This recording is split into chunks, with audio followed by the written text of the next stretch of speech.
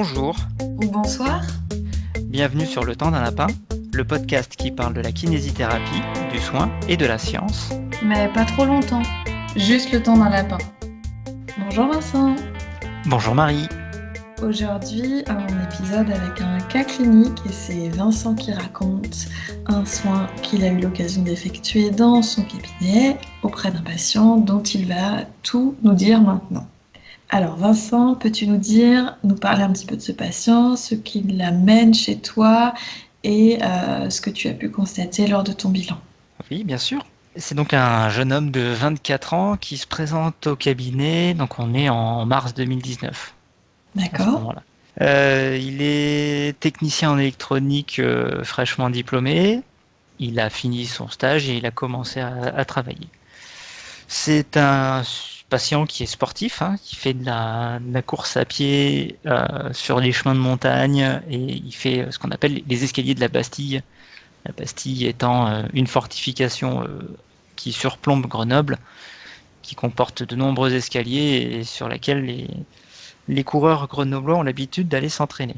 Il fait de la marche en montagne, de l'alpinisme, un peu de vélo de route et de VTT, de l'escalade, plus rarement du ski. En gros, on peut qualifier ça de package grenoblois classique. Vous étiez fait pour vous entendre. Et donc, s'il arrive au cabinet, c'est parce qu'il se plaint de douleurs au genou gauche. Douleurs qui sont situées essentiellement au niveau de la tubérosité tibiale antérieure, donc sur la partie supérieure du tibia, et au niveau de la pointe et du bord interne de la rotule. Il décrit cette douleur comme étant un pincement, comme si quelque chose était comprimé, qui se présente surtout à froid quand il appuie dessus, et essentiellement après être resté assis longtemps, et aussi le lendemain après avoir fait du sport. D'accord. Par contre, quand il fait du sport, il a pas mal. Une fois que c'est chaud, tout va bien. Il a vu son médecin du sport qui a fait un examen. Le médecin met en évidence la présence de pieds plats et de genoux en valgus. Du coup, il lui prescrit des semelles orthopédiques qu'il a fait faire auprès d'un podologue qui n'ont pas eu d'effet sur sa douleur et il lui rajoute une semaine d'anti-inflammatoires qui n'ont pas été efficaces non plus. Et il a rajouté l'arrêt de la course à pied le temps que les symptômes se calment. Voilà. D'accord. Arrêt de la course à pied et consultation d'un kiné pour essayer d'améliorer les choses. Dans les jours qui ont suivi, il a également consulté un ostéopathe, puisqu'il a l'habitude d'y aller 1 à 2 fois par an. L'ostéopathe qui a constaté que ses rotules étaient désaxées. Alors je ne sais pas exactement ce qu'il entend par là, le patient n'ayant pas été capable non plus de m'expliquer. Toujours est-il que ce qui a été fait par l'ostéopathe n'a pas l'air d'avoir amélioré les symptômes. Et le patient se croit toujours désaxé? Je sais pas, il avait l'air un peu dubitatif par rapport à ça, mais après c'est pas l'ostéopathe qu'il a l'habitude de consulter, c'était son remplaçant, donc voilà. C'est toujours la faute des remplaçants. Oh. Il faut bien un bouc émissaire. D'accord. Bon. Le médecin a aussi prescrit une radio de contrôle et la radio ne met en avant aucun signe radiologique. C'est un examen radiologique strictement normal pour un jeune homme de 24 ans. Et reste là-dessus. Donc plutôt des signes positifs. Rien d'alarmant par rapport à ce patient. Contrairement à d'habitude, je vais commencer par l'examen clinique. Oui. Alors c'est pas ce qui a été fait au cours de la séance, mais par rapport à la description. L'examen clinique est à peu près à l'image de la radiographie, c'est-à-dire qu'il y a pas vraiment d'éléments marquants à signaler. En dynamique, il y a un valgus dynamique des 2 genoux qui est vraiment très léger. Alors, c'est quelque chose qui peut être présent chez des patients qui ont des douleurs de genoux, mais qui est aussi présent chez des gens qui ont pas mal. Et il y a aussi des patients qui ont des douleurs de genoux sans présence d'un valgus dynamique. Donc, c'est pas un élément clinique hyper fiable. Il présente également un déficit d'extensibilité qui est bilatéral au niveau des ischio-jambiers jambiers et des mollets, duquel il ne se plaint pas, qui l'handicape pas trop dans sa vie de tous les jours comme dans la pratique des différents sports. Au niveau des tests cliniques en eux-mêmes, pareil, quand on va rechercher une structure impliquée dans les phénomènes douloureux, il n'y a rien qui est flagrant, que ce soit les tests méniscaux, que ce soit les tests articulaires, que ce soit les tests évocateurs pour le syndrome fémoropatellaire ou les tendinopathies du ligament patellaire. Rien n'est vraiment hyper probant, quoi. Quand tu parles de déficit d'extensibilité au niveau des ischio-jambiers, des mollets, tu veux dire qu'il est symétrique mais qu'il est un peu en dessous de la moyenne? C'est ça. Il a une distance doigt-sol qui est à 25 cm. Tu intègres une norme autour de combien, toi? Aux alentours de 15 cm, avec un regard qui va être centré sur les stratégies mises en place. Est-ce qu'il y a beaucoup de souplesse lombaire et un déficit d'extensibilité au niveau des ischio-jambiers, ou est-ce que c'est l'inverse? Voilà. Comment est-ce que ça se D'accord. répartit? Et donc là, en faisant ça, tu as constaté un déficit au niveau de la chaîne postérieure. Ischio-jambier, Voilà, oui. mollet. Ouais. D'accord. Ce qui met aussi en évidence le déficit d'extensibilité des mollets, c'est lorsque tu lui fais faire un squat, il décolle très vite ses talons.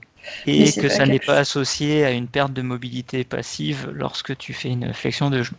C'est pas symptomatique chez lui. Non, Tu l'as trouvé parce que tu l'as cherché, mais ça ne le gêne pas du tout au quotidien. exactement. D'accord. Donc au niveau clinique, rien de flagrant. Donc voilà. Ce qui moi, de ce côté-là, me rassure quand même pas mal, hein. Donc, ça veut dire que il y a pas de questions structurelles à aller poser. Et du coup, ça m'amène à l'historique du patient. Mais je le redis, je le mets à la fin, puisque finalement, c'est ce qui nous a apporté le plus d'informations par rapport à la survenue des symptômes. D'accord, tu nous fais languir en somme. Un petit peu, ouais, parce que sinon, si je donne la solution dès le début, c'est pas drôle. Donc, ce patient, qui a mal au genou maintenant depuis 2 mois, plus même 3 mois, elles sont apparues courant décembre 2018. Il explique qu'il a arrêté la course à pied pendant 2 mois, quand il a commencé à travailler, et qu'à ce moment-là, il courait plus de 2 heures à chaque sortie, 2 à 3 fois par semaine, et qu'il emmagasinait 1000 mètres de dénivelé à chaque fois. D'accord, et donc brutalement, il s'est interrompu, et il s'est interrompu pendant... 2 gros mois, 2 D'accord. mois et demi. Il a arrêté parce qu'il a commencé à travailler, il a fini ses études et qu'il avait énormément de travail et qu'il ne trouvait pas vraiment le temps ni la motivation d'aller de retourner faire du sport autre que d'escalade en salle à ce moment-là. D'accord. Et puis, fin novembre, il s'est remis à la course à pied en recommençant des sorties d'au moins 2 heures avec 1000 mètres de dénivelé à chaque fois. D'accord. Comme si rien ne s'était passé. Comme s'il n'y avait pas eu l'interruption de 2 mois et demi. Et ces douleurs ont commencé à apparaître entre 2 et 3 semaines après la reprise de la course à pied en allant crescendo, avec à chaque fois aucune douleur pendant la pratique du sport, Ouais. mais des douleurs qui allaient en augmentant au fur et à mesure des séances et qui persistaient de plus en plus longtemps, au point que ça a commencé à l'embêter même dans son travail, puisque il pouvait pas rester assis plus d'une grosse demi-heure, 45 minutes, sans avoir mal au moment où il se relevait, Ah oui, quand même.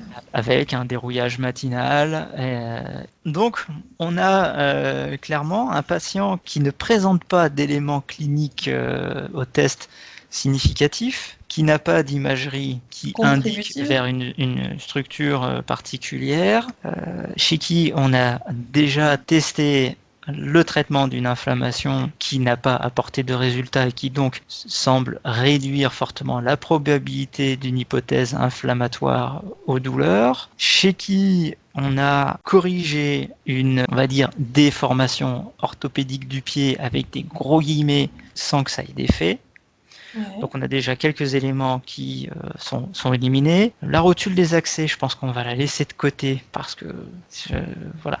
Et c'est un Ça, concept qui reste à prouver. l'élément le plus probant ici, c'est ce qu'on appelle aujourd'hui une erreur d'entraînement. Ouais. Plus précisément, une reprise sportive après interruption prolongée qui a manqué de progressivité. Oui. D'autant qu'on n'est pas sur Madame Michu qui court 40 minutes le dimanche. Là, on est sur plus de 2 heures de course en montagne avec des dénivelés quand même assez importants. C'était un peu le même cas de figure avec Marine dans l'épisode des tendons flingueurs. Alors, c'était pas une erreur d'entraînement, mais c'était une reprise à chaque fois trop brutale par rapport à sa condition, en fait. Oui, Là, il est reparti trop vite, finalement. il est C'est le reparti trop seul vite. argument que tu avais, en fait. Mais c'est la seule, vraiment la seule chose explicative. Ce qui va un peu avec aussi, c'est que avec son travail, il est passé d'une vie d'étudiant qui certes est assis une bonne partie de la journée, mais qui se déplace quand même et qui a des activités physiques à côté, à une vie sédentaire où il passait 6 à 8 heures, voire plus par jour assis, et donc Oui. qui majorait également les contraintes mécaniques sur le genou. Qui, si le genou était sensibilisé par une reprise trop agressive de la course à pied, pouvait majorer les symptômes. Ouais, c'est un concours de circonstances Très qui... probablement. Ok. En traitement, il y a eu 3 axes principaux. Le premier, ça a été de lui expliquer la quantification du stress mécanique, Ouais. pour qu'il mette un sens à pourquoi il s'était fait mal. Alors la quantification du stress mécanique, je l'explique aux patients avec le diagramme de la clinique du coureur qu'on va vous mettre sur le blog. Et du coup, je fais le parallèle avec la façon dont les douleurs sont apparues chez le patient Ouais. et inversement, comment est-ce qu'on va s'y prendre pour réadapter la structure et donc le genou à la contrainte mécanique en diminuant temporairement les contraintes puis en les réaugmentant progressivement. Ce que tu lui as Donc proposé, donc. voilà, chez ce patient, je lui ai proposé de ne pas commencer par 2 heures de course et 1000 mètres de dénivelé, mais de faire 45 minutes sur du plat. D'accord. De se mettre un excellent podcast de kinésithérapie dans les oreilles pendant qu'il courait, histoire de casser la monotonie de la course sur le plat pour quelqu'un qui court en montagne, et puis de faire quelques sorties de 45 minutes à vitesse constante, et puis ensuite de partir sur un sentier un peu plus vallonné sur la même durée, et puis d'augmenter progressivement la distance. Tu as gardé la même vitesse qu'il avait auparavant? Enfin, tu me Oui, diras, il court en montagne, mais... oui, oui. D'accord. T'es resté sur sa vitesse, mais t'as juste Je suis changé resté la sur durée et le dénivelé. par rapport à cet aspect-là. D'accord. Deuxième aspect, je l'ai mis sur le tapis roulant et je lui ai demandé de courir, comme il Ouais. avait l'habitude de faire à son rythme de confort. Donc il a une vitesse de course qui est quand même tout à fait honorable, hein. Il court entre 12 et 14 km/h. Ouh. Ouais. Oui, ça commence à être un bon lapin. Je suis pas une fille honorable. Désolé.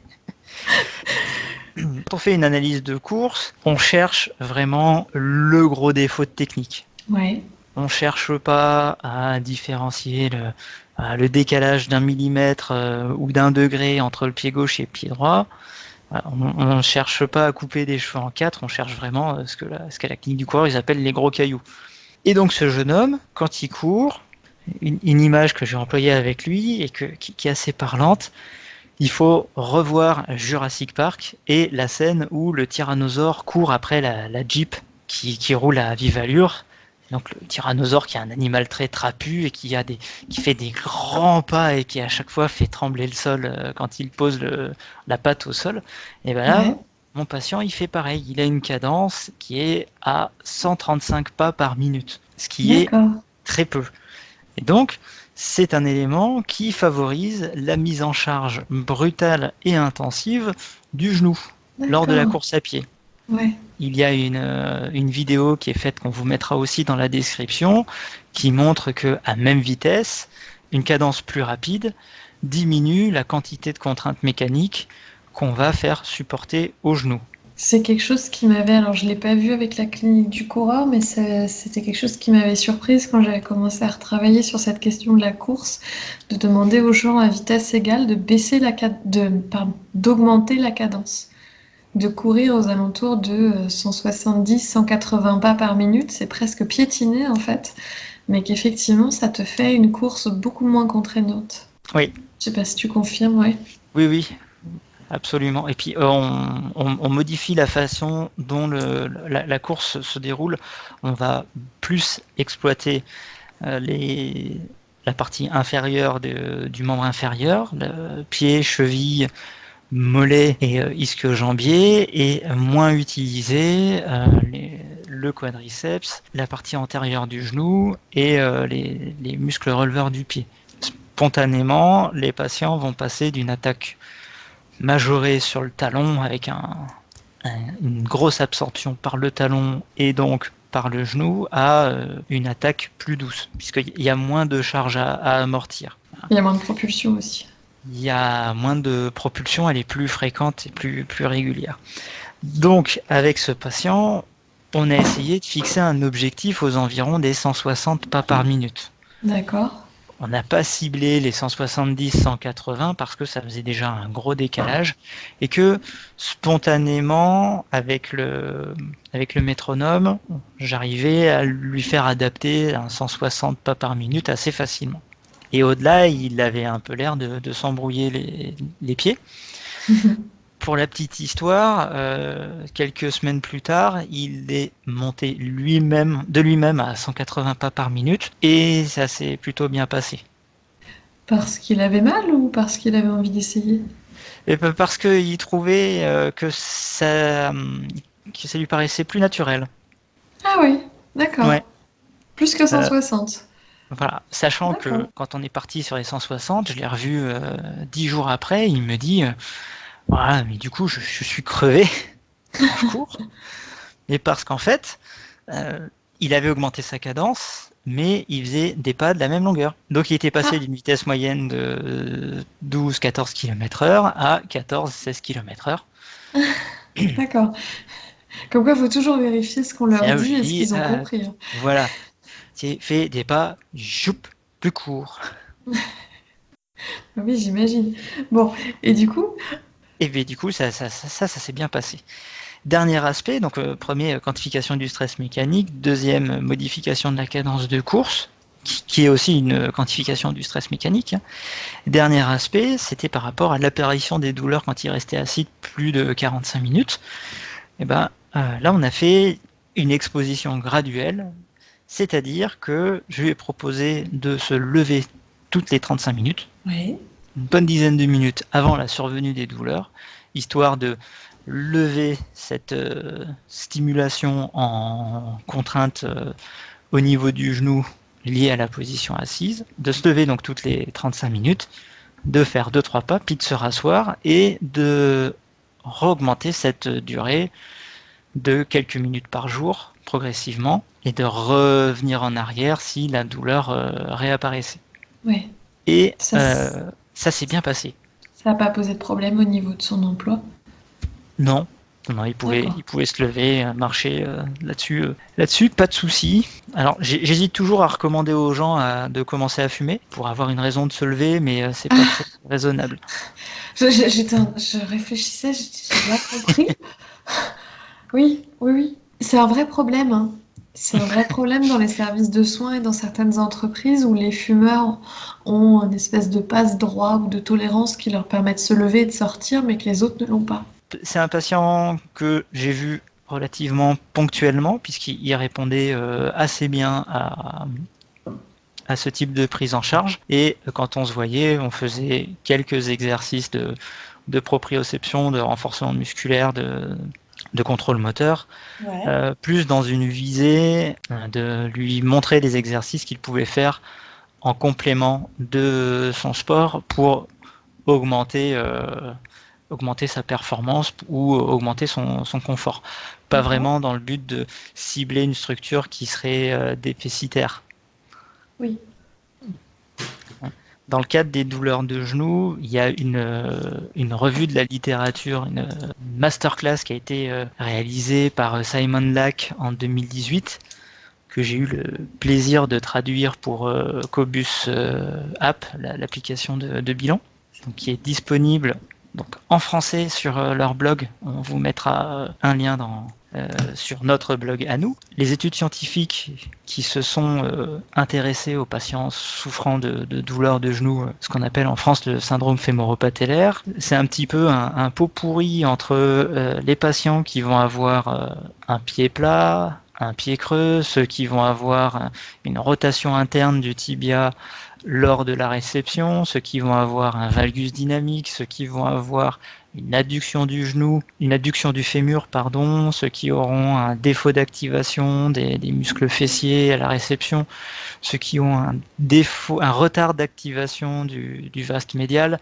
ceux qui ont un petit peu de tout ça, ceux qui ont mal sans avoir rien de tout ça. Aujourd'hui, dans ce que eux recommandent, c'est un peu un melting pot de tous ces exercices de contrôle pour améliorer la façon dont les gens utilisent leurs genoux et surtout remettre en charge le genou, le réathlétiser aussi le restant du corps, puisqu'il peut y avoir des stratégies d'évitement mises en place pour éviter de charger par exemple un compartiment interne du genou. Le patient va réaliser une adduction du fémur pour décharger le compartiment interne et d'autres stratégies. Sur le même thème, on a Jean-François Esculier qui, en 2018, a réalisé une étude. Elle comportait 3 groupes. Un premier groupe sur comment quantifier ce stress mécanique. Un deuxième groupe auquel il avait ajouté un programme d'exercice. Et enfin, un troisième groupe sur lequel c'était l'éducation, donc encore une fois quantification du stress mécanique avec exercice de gainage, avec une évolution des 3 groupes qui était similaire. C'est une étude que Jean-François Esculier a présentée lui-même sur le podcast de l'agence EBP, il me semble. Tout à fait. Moi, j'avais beaucoup aimé cet épisode. Très intéressant d'ailleurs. Oui, et qui est très intéressant dans le sens où il nous montre que l'éducation a un rôle très important à jouer dans la prise en charge de ce genre de pathologie. Absolument. Donc cette étude qui met bien en avant l'aspect très important de l'éducation du patient à comment il doit gérer son effort, comment il doit apprendre à gérer ses symptômes. Oui, parce que là finalement, tu étais vraiment dans une prise en charge plutôt de conseil et de guidage que de, je dirais, remise dans l'axe, de réaxage. Voilà. On pourrait même dire simplement de rééducation. Oui. Là, c'est simplement de l'éducation. Mais sans pratiquement pareil, pratiquement sans intervention manuelle. Aucune. Oh, t'es habitué. Hein. C'est le genre de cas que typiquement sur lequel je vais faire que du hands-off. Je ne vois pas ce que je peux apporter sur un genou. Personnellement, je ne réaxe pas les rotules. Oh, tu me déçois. Et il n'y a aucune limitation de mobilité sur lesquelles on pourrait travailler en manuel. Donc là, oui. Clairement, c'est un patient chez qui le hands-off s'applique vraiment très bien. On s'est vu de mars à mai, donc pendant 8 semaines. J'ai refait le point au mois d'août. Ouais. Au mois d'août, il avait repris toutes ses activités. Sans aucune douleur. La seule chose qui persistait, c'était une douleur au genou après un trajet en voiture de 4 heures. D'accord. Et l'évolution, elle a été rapide? Quand tu dis de mars à mai, tu as réussi dès les premières séances à avoir des résultats? Oui, parce que sa douleur, elle apparaissait essentiellement après avoir fait du sport. Ouais. Donc il y avait l'arrêt préconisé par le médecin du sport qui avait contribué déjà à calmer un peu les phénomènes douloureux. Ouais. Et puis la reprise progressive a permis d'augmenter la contrainte mécanique sur le genou sans relancer les phénomènes douloureux de manière trop importante. D'accord. Voilà. Il a eu mal après la course lors des premières séances, mais c'était des douleurs très faibles, incomparable avec celle qu'il avait eue précédemment, quand il allait courir ses 2 heures en montagne. Et ça se passait bien. Il était surtout gêné aussi le temps qu'il passait assis. Et la façon dont on a joué sur l'exposition graduelle à la position assise a permis d'améliorer nettement cet aspect-là. Au mois d'août, il courait comment C'est-à-dire, par rapport à ses objectifs antérieurs? au mois d'août, il courait comme auparavant. Il était reparti sur des sessions de plus de 2 heures avec la même quantité de dénivelé. Il avait aussi fait, alors courant juillet, un stage alpinisme d'une semaine. Sans avoir été embêté. Voilà, là-dessus, tout s'est bien passé. Il a continué à porter ses semelles, Ouais, puisque voilà, il préférait les avoir. d'accord. Tu lui as donné un avis sur ce sujet ou t'es resté plutôt Et mesuré? les semelles dans les douleurs fémoro-patellaires ont un rôle à jouer lorsque on a clairement une stratégie où l'affaissement de la voûte plantaire est un facteur alimentant les douleurs de genoux. D'accord. En mettant la semelle qui va limiter cet affaissement, on va limiter la sollicitation au niveau du genou. Donc, on diminue la nociception et on permet à la personne de remettre en charge progressivement. Normalement, c'est quelque chose de temporaire, un peu comme une attelle qui, quand ça va mieux, doit être enlevée. Là, le patient a préféré la garder. Est-ce que tu as eu l'occasion d'en discuter avec ton patient? Est-ce que la rééducation que tu l'as proposée, elle était plutôt inattendue pour lui? Est-ce qu'il a été surpris? Est-ce qu'il a été, je dirais, surpris de la rapidité du résultat? Est-ce que vous avez pu en discuter ça ensemble? Il s'attendait à ce que lui avait décrit son médecin, c'est-à-dire l'électrostimulation du vaste médial, des étirements des ischio-jambiers. Ouais. Tu vois un peu ce que je veux dire. Oui, oui, bien sûr. Et mon discours très rassurant par rapport à ses pieds plats, pardon, c'est des choses auxquelles il s'attendait pas forcément, mais dire qu'aujourd'hui on sait qu'un pied plat n'est pas du tout pourvoyeur de douleurs de genoux, que c'est absolument pas corrélé, que ça n'augmente pas la fréquence de survenue de ce type de phénomène douloureux. Disons que ça a été un peu pour lui une découverte de cette vision un peu moins biomédicale centrée. Ce qui a permis aussi d'avoir cette approche, c'est l'examen radiologique complètement normal. Oui. C'est-à-dire qu'il n'y avait pas de croyances radiologiques à déconstruire par rapport à ce cas. Donc ça a été de ce côté-là, c'était un peu plus facile. D'accord. Bon, bien. En tout cas, lui, il va mieux. Moi, je suis contente pour lui. Tu voulais rajouter autre chose? Une chose qui est importante à mes yeux par rapport à un cas comme celui-ci, c'est de ne surtout pas faire peur au patient en lui disant que c'est une fatalité et qu'il va avoir mal toute sa vie et que ça va empirer et qu'il doit absolument faire tel ou tel exercice pour éviter que ça arrive. Jusqu'à présent, il n'a jamais fait d'exercices particuliers autres que d'aller courir et il n'a pas eu mal. Donc il n'y a pas de raison pour que ça revienne de nouveau. Oui. Donc cet aspect réassurance pour moi est hyper important chez ce patient et dans ce Qui type de va, prise en charge. qui va avec l'explication de la douleur. Complètement. Puisque là, dans son histoire, on a quelque chose d'assez clair. On a 2 mois de vide, en fait. Mais souvent, c'est pas considéré. Oui, Souvent, on va leur dire, bah voilà, ça arrive, vous avez les pieds plats, c'était parce que ça fait trop longtemps, votre genou, il en peut plus. Mais on va pas du tout considérer qu'il y a un an, il courait comme un lapin et qu'il s'est arrêté 2 mois et c'est là que c'est devenu difficile. il y a cet aspect de réassurance du patient et c'est quand même encore une fois un patient qui est venu en disant je sais que la course à pied c'est mauvais pour les genoux. Or on commence à avoir un corpus de connaissances qui nous dit plutôt l'inverse. Oui. Entre c'est des études qui nous montrent que les gens qui font de la course à pied ont des cartilages au niveau des genoux qui sont en meilleure santé que ceux qui ne courent pas. Une étude récente qui a montré que un entraînement type préparation au marathon améliorait nettement les douleurs de genoux chez des patients en souffrant. Tout ça nous montre que le genou est une structure qui est faite pour permettre à l'homme de courir et que la course à pied, c'est pas quelque chose de mauvais pour le genou, bien au contraire. Waouh, tu oses. Ah, mais complètement, puisque j'ai beaucoup plus de preuves attestant l'intérêt de la course à pied pour la santé des articulations que n'en ont les détracteurs. Merci Vincent de nous avoir partagé ce moment et ce parcours de soins avec ce patient. Très intéressant. Ravi pour lui qu'il aille mieux. Ravi pour toi que tu aies pu poursuivre dans cette façon de travailler que tu aimes tant autour de l'éducation, la compréhension de la douleur et puis alors, pas le hands-off dans l'idée de ne pas toucher et d'être fier de ne pas toucher le patient, mais parce que parfois, c'est pas forcément nécessaire de les toucher ou qu'on pourrait les toucher pendant des dizaines de séances, manipuler, masser.